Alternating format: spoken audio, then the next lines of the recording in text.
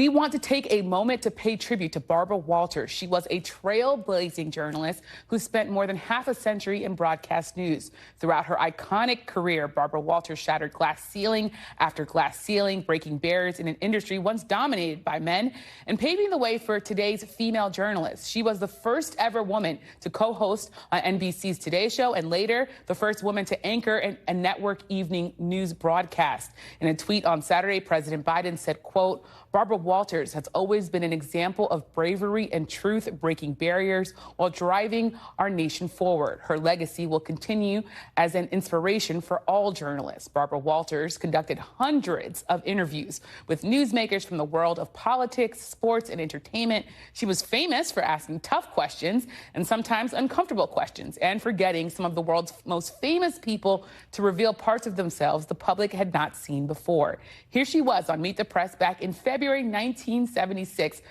pressing then the Prime Minister of Israel. We'll have the first questions now from Barbara Walters of NBC News. Mr. Prime Minister, you have repeatedly said in your speeches that a militarily strong Israel is necessary to maintain the peace. Now, the Pentagon and the CIA have reported after their military analysis that Israel is more than strong enough to deter any Arab aggression. Were you able to convince Congress and President Ford, those who are responsible for deciding military aid to Israel, that you are right and that the CIA and the Pentagon are wrong? Well, first I would like to thank the CIA and the Pentagon for complimenting Israel for its military strengths. But I believe that we need more than compliments. We need hardware. Mr. Prime Minister, we've heard these arguments now back and forth for a year.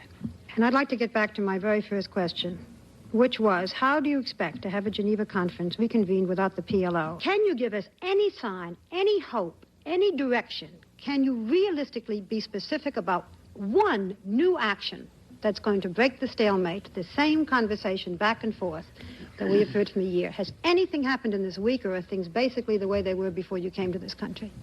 I believe that there are basically two options, how to move towards peace.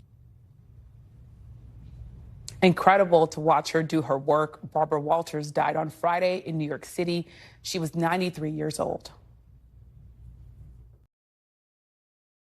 Thanks for watching our YouTube channel. Follow today's top stories and breaking news by downloading the NBC News app.